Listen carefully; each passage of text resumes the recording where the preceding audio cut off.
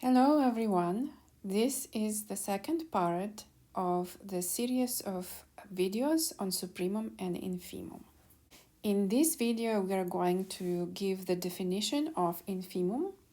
We are going to discuss the Epsilon criterion for Supremum and Infimum, and we will also look at some examples of proving that a given number is an infimum of a given set.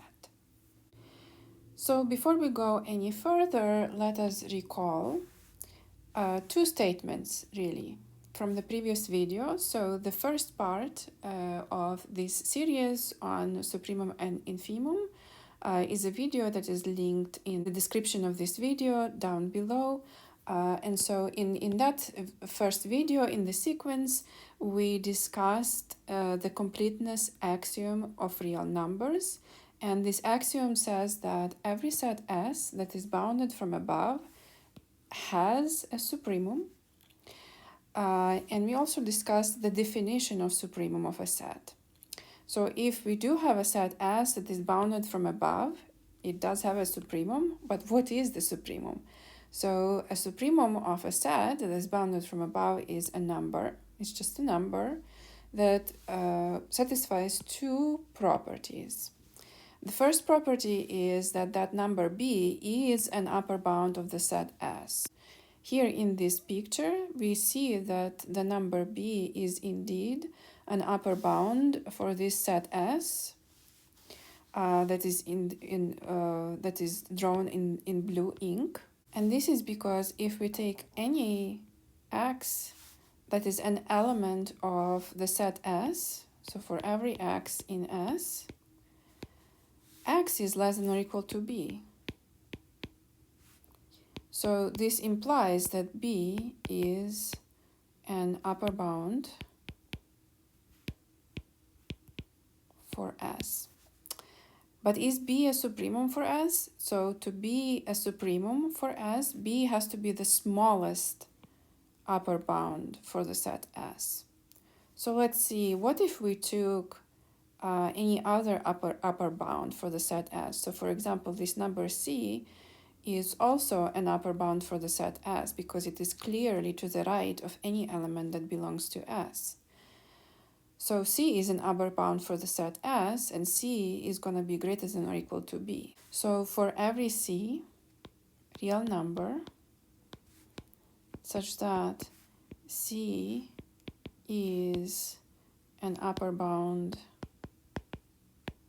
for S, C is going to be greater than or equal to B. So hence, in this picture, indeed, B is the smallest upper bound for S. So indeed, from this picture, we can see that B is the supremum of S. So this is just to recall what is a supremum. So today we are going to define what is an infimum of a set bounded from below. So let S be a set bounded from below, and number A is an infimum of this set S if two conditions hold, just like before. So A must be a lower bound for the set S. So that means that if we take an element, any element in the set S, A will be less than or equal to this element in the set S. So if we look at this picture here, we can see that the condition 1 means that if we take any element x in the set S, x is going to be greater than or equal to A. So this is what it really means, that A is a lower bound for the set S. But this is not enough to be an infimum of the set S. For A to be an infimum of the set S, A has to be the largest lower bound for the set S, just like it states in the condition 2 here. A must be the largest lower bound for the set S. So that means if we take any number C, such that it is a lower bound for the set S, and it is clear here on the picture that C is indeed a lower bound for the set S, because if we take any x in S, x is greater than or equal to C. So for A to be the infimum of the set S, A must be greater than or equal to C. So A must be the largest lower bound of the set S. So in this picture, A is the infimum of the set S because it satisfies these two conditions. A is a lower bound of the set S, and A is the largest lower bound for the set S. So after having seen the definition of the infimum of a set bounded from below, you may ask a question, well, suppose we do have a set bounded from below, does it always have an infimum? So the answer to this question is yes. And we are going to discuss this in this note 1, which basically says what we just discussed. So if S is a set bounded from below, then S has an infimum. And this may sound awfully familiar to you, does it?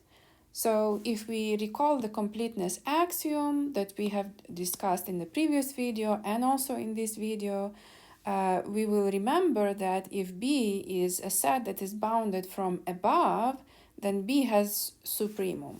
So it turns out that this completeness axiom that it implies note 1 in the following way. So let S, just like in this note 1, let S be a set bounded from below. So just as an illustration, let us suppose that S is this set that is denoted in blue color here, okay?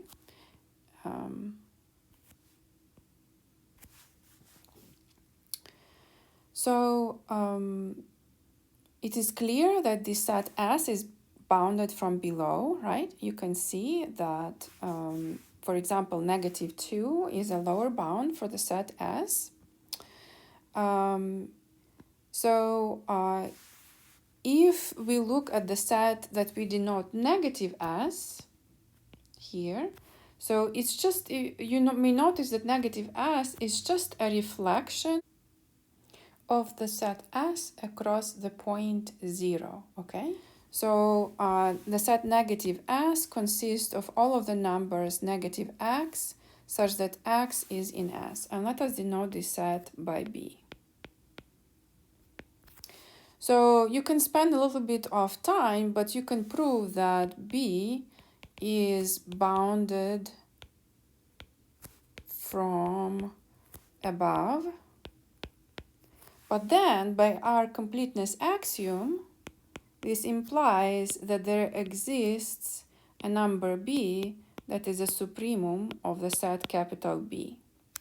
But then you can spend a little bit of time and you will be able to see that negative B is going to be the infimum of our set S. So this means that S has an infimum. Okay, and so this is just an illustration of how you can prove that if a set is bounded from below, then it has an infimum. So the second note that we want to make here is that the supremum is unique and so is the infimum. So let us discuss the proof of the fact that the infimum of a set is unique if it exists. So let us suppose that S be a set bounded from below. And let us suppose that C is an infimum of this set, and so is A, right? So we have C, both C and A are infima of this set S, okay? So then on one hand,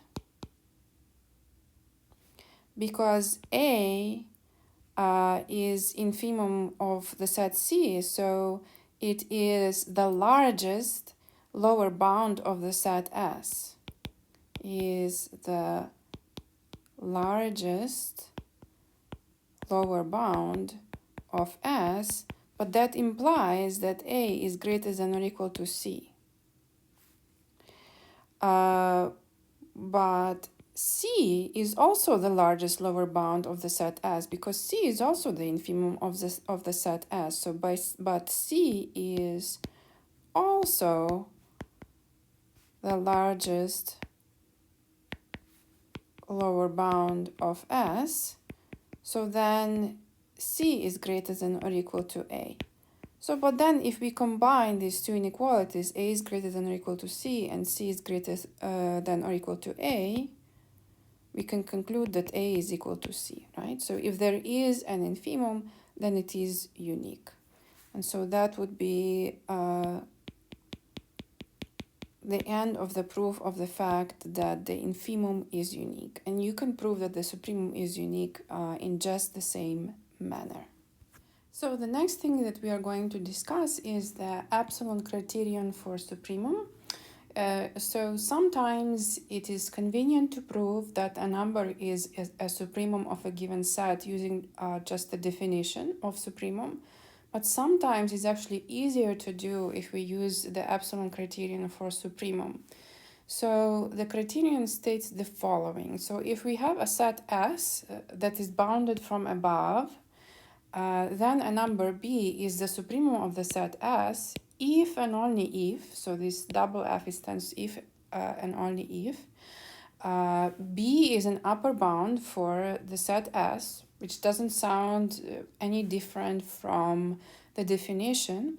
But the second condition is that for every epsilon greater than 0, there exists an X, an element of the set S, such that X is greater than B minus epsilon. Well, it looks a little bit not clear what that really means, but if we look at this, illustration here, so let's just look at this set S, and actually I meant to make this point not hollow but filled, and so somewhere else in the video I think I had a hollow point where I wanted it to be filled right here. So my apologies for that. It doesn't really change the discussion, but that was my intention all along. So in any case, suppose we have a set S here, which is depicted in blue. And it is clear from the picture here that this point B is the supremum of the set S. And so what this second condition really tells us is that if we take a positive number epsilon, and if we look at this point B minus epsilon, so we kind of scoop into the set by going epsilon units to the left of the point B. So this point B minus epsilon is clearly to the left of the point B, right? Because epsilon was a positive number. So it turns out that B is a supremum of the set S, if and only if it's an upper bound. And in addition, if we have a situation that we took that scoop into the set, there is going to exist a point X in the set S such that X is larger than B minus epsilon, right? That's what is written over here. So X is to the right than B minus epsilon. So basically, whenever we go to the left of the point B, there is always going to be some point X in the set S that is to the right of B minus epsilon, and it's also to the left of B, obviously, because B is an upper bound of the set S. So sometimes in some formulations, in some books, you will see, instead of this inequality over here, you will see written X larger than B minus epsilon and less than or equal to B. But stating X less than or equal to B is like stating the obvious, because B, we already said that in the condition 1 that it is an upper bound of the set S. So obviously, if a point X is inside of the set S, it's going to be less than or equal to B. So this is kind of stating the obvious.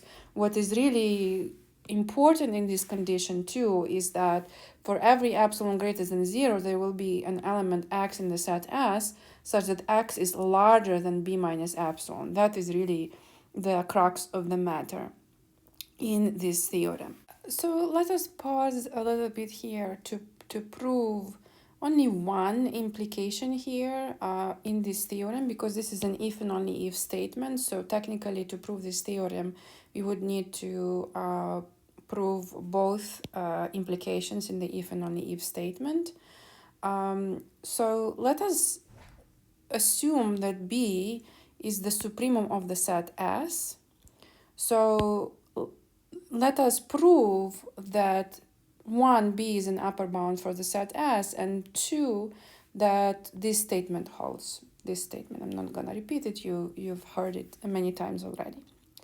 All right, so the statement 1 holds just from the definition, right? Because if B is the supremum of the set S, then B is the smallest upper bound of the set S. Remember, B is the supremum if it is the smallest upper bound of the set S. So it is an upper bound. So 1, it just comes out with no really extra work. And now let us prove the statement 2. So if we want to prove that something holds for every epsilon greater than 0, what do we usually do? We fix epsilon greater than 0. And then what we want to show is this, right? So I'm just gonna write it here. It's copied here. So we want to show that for this epsilon that we have just fixed, that there exists x, an element in S, such that x is greater than b minus epsilon, okay? This is what we want to show. Now, what is in our arsenal, what do we have in our disposal, is that B is the supremum of the set S, okay? So B is an upper bound for the set S, and it is the smallest upper bound for the set S. That's what we know. And this right here is what we are trying to show. Now we are going to do a proof by contradiction. And for those of you who are new to this channel, this sign, it means two swords. So two swords fight, like a fight. So by contradiction. So let us assume the contrary to this statement. So you remember that if you write a negation of a statement, you replace quantors exists with for every, and then you negate whatever the logical statement is. So let us assume the contrary. So suppose that for every x element in S, x is less than or equal to b minus epsilon. So we just kind of mechanically wrote the contradiction of this statement here. Now let us stare at it for a moment. And I'm going to ask you here, do you recognize that this right here is actually a definition of something? If for every element in the set, the element is less than or equal to some number, what do you call this number? I'm going to repeat the question one more time, just to kind of make you think a little bit. I know it's easy to listen while I'm talking, so just in case you were almost falling asleep, I'm asking you here. So think about this. So if for every element x in the set, x is less than or equal to some number, what do you call this number? So if you thought that the answer to the question was an upper bound, you were right. So this statement right here, it means that b minus epsilon is an upper bound for the set S. Now we are trying to do a proof by contradiction, right? So we are trying to come up with some kind of nonsense. So we see that b minus epsilon is an upper bound for the set S. So where is the contradiction? Well, B is supposed to be the smallest upper bound for the set S, yet we have just shown that if 2 is false, then there is a smaller upper bound for the set S. B minus epsilon is an upper bound for the set S, and that's a contradiction because B is the smallest upper bound for the set S. So in summary, so then B minus epsilon is an upper bound for S, which contradicts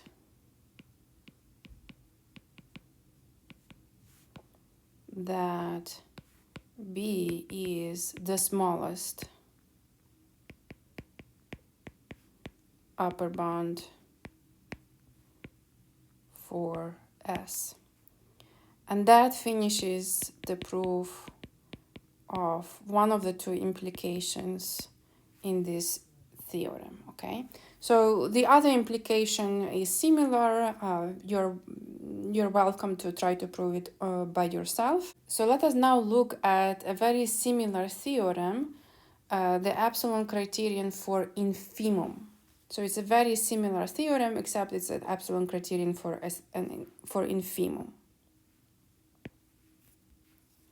So let S be a set bounded from below. So if in the previous theorem S was a set bounded from above, now S is the set bounded from below.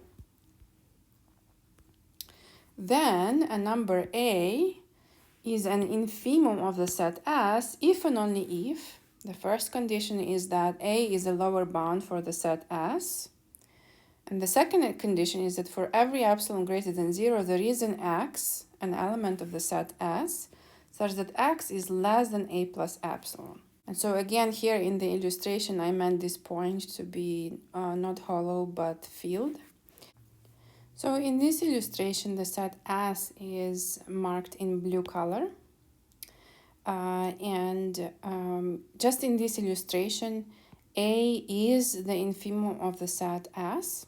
It's actually clear from the picture. And epsilon is a positive number, and so A plus epsilon then is to the right of the point A. And so what this theorem says is that if A is an infimum of the set S, and if we move to the right of the point A, so if we add epsilon, a positive number, to the number A, then there exists an element X in the set S such that X is less than A plus epsilon. So it's basically what is written in here.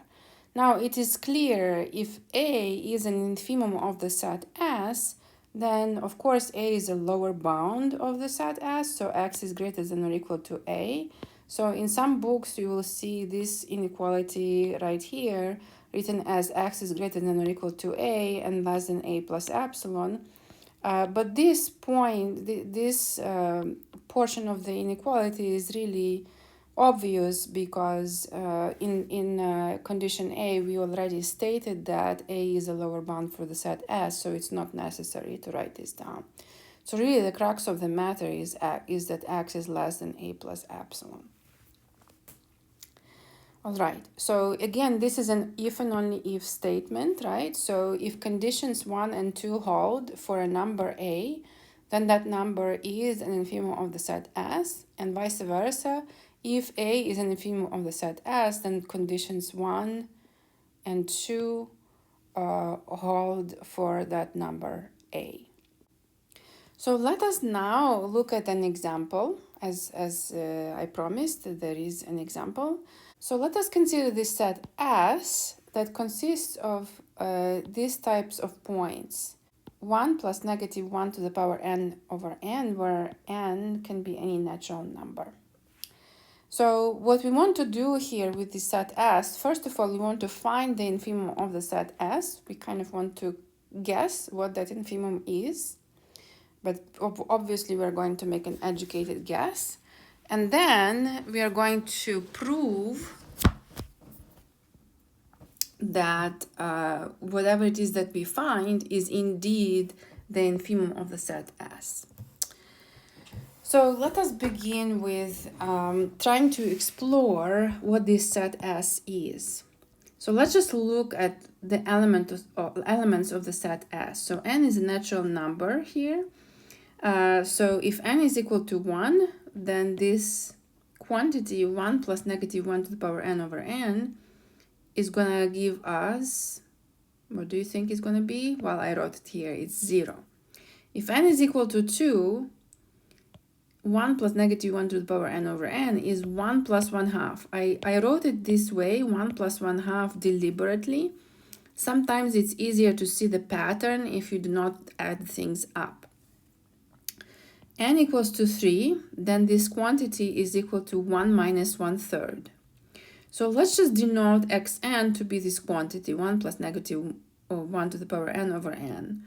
Then x1 is this quantity here is 0, x2 is 1 plus 1/2, x3 is 1 minus 1/3, and then you may have noticed the pattern, right? So these signs, they alternate. So here we'll have a plus, here we have a minus, then we have a plus again, then a minus, and then we just have 1/2, 1/3, 1/4, 1/5, right? 1/2, 1/3, 1/4, 1/5. So you can see the pattern. So we have here 1 plus 1/2, 1 minus 1/3. Then we will have 1 plus 1/4, 1 minus 1/5. What do you think is x6? So x6 is, what did you think it was? If you thought it was 1 plus 1 over 6, you were right. So let us now plot the elements of the set S. So S is a discrete set. Like you can see, it consists of a bunch of points. So x1 is 0, so here we have a point 0 in the set. x2 is 1 plus 1/2, so here is the point 1 plus 1/2. Here's the point 1 minus 1/3. Then we have 1 plus 1/4, 1 minus 1/5. I think you get the idea, right? So it looks like 0 is the smallest element of the set S. And so it looks like the infimum of the set S is equal to 0. So the second portion of what we need to prove here is that 0 is indeed an infimum of the set S. So we are going to use the Epsilon criterion to prove this statement. So we need to show two things. The first thing that we need to show is that 0 is a lower bound for the set S. And the second thing that we need to show is that for every epsilon greater than 0, there is an x in the set S such that x is less than 0 plus epsilon. And just in case you were wondering how is it that I was able to write this statement B so quickly, I just want to kind of show you how to remember the epsilon criterion without really having to memorize it blindly. Because if you understand what is going on, it's going to be easier for you to use it. So basically, we want to show that 0 is the infimum of the set S. So we move to the right from 0 to 0 plus epsilon. And so where epsilon is a positive number. And so what needs to happen is that there needs to exist an element x in the set S such that x is less than 0 plus epsilon. So this is how I was able to write down this inequality. And this needs to hold for every epsilon greater than 0. By the way, did you notice that there is going to be an element x such that x is less than 0 plus epsilon, because the point 0 belongs to the set x. So this x is actually going to be the very number 0. So you can see already that the proof is going to be really easy here. Just in case it didn't really make sense to you what I just said, don't worry, we're gonna work through it in more details. So let us first prove statement A. So we need to show that 0 is a lower bound for the set S. And what does it really mean? It means that for every element x in S, x is greater than or equal to 0. That's what it means for 0 to be a lower bound for the set S. However, if you remember, the set S is given by these types of elements, right? 1 plus negative 1 to the power n over n, where n is a natural number. So really, to prove that every element of the set S is greater than or equal to 0 is the same as to prove that for every natural number n, 1 plus negative 1 to the power n over n is greater than or equal to 0. So this is the statement that we are going to want to prove. So let us fix n natural number, right? remember that if we want to prove something that is true for every element in some set, we need to fix one element of that set. So if n is even, then this expression is equal to 1 plus 1 over n, and n is greater than or equal to 0, so obviously this is greater than or equal to 0. If n is odd, then 1 plus negative 1 to the power n over n is 1 minus 1 over n. However, we know that n is greater than or equal to 1 because n is a natural number. So then if n is greater than or equal to 1, then 1 over n is less than or equal to 1. And then 1 minus 1 over n is greater than or equal to 0. Okay? So in both cases, we see that 1 plus negative 1 to the power n over n is greater than or equal to 0. So in summary, we have proven the statement that we wanted to show. So statement A is done. We proved that statement A is true. So 0 is indeed a lower bound for the set S. Now we need to prove statement B. So with statement B says that for every epsilon greater than 0, there is X, an element of the set S, such that X is less than epsilon. So let us focus on statement B now. So in order to prove statement B, we fix epsilon greater than 0, and what we want to show is that there exists an element X in the set S such that X is less than epsilon. So let's just recall, this is how the set S looks like, okay? This it's just a bunch of points that are marked in blue color here, okay? So you may remember that the point 0 is in the set S. Remember, when we plugged in n equals to 1 into this expression, we obtained 0. So 0 belongs to S. So we need to find an element X in the set S such that X is less than epsilon. However, 0 belongs to S, and 0 is less than epsilon. So this 0 is the X we are looking for. And that's it. We proved the statement B. So we proved statements A and B, and if you remember, we were trying to prove that 0 is an infimum of the set S, and in order to prove this, we needed to prove statements A and B, and we used the epsilon criterion for infimum, and we did prove statements A and B, so we did show that 0 is infimum of the set S. So in summary, we found what the infimum of the set S is, and we proved rigorously that 0 is indeed the infimum of the set S. And that completes this example here. Okay, so we looked at the set S, we found its infimum, and we proved that it is indeed the infimum, and that's all we need to do here. So we can write with joy. I always write these things with joy. That we proved the theorem, so QED. All right, and this is all for this video. I hope you enjoyed the video. Please subscribe to this channel. Please put a like to this video if you liked it. Please write in the comments what topics you would like to be covered in this channel. And be good at math.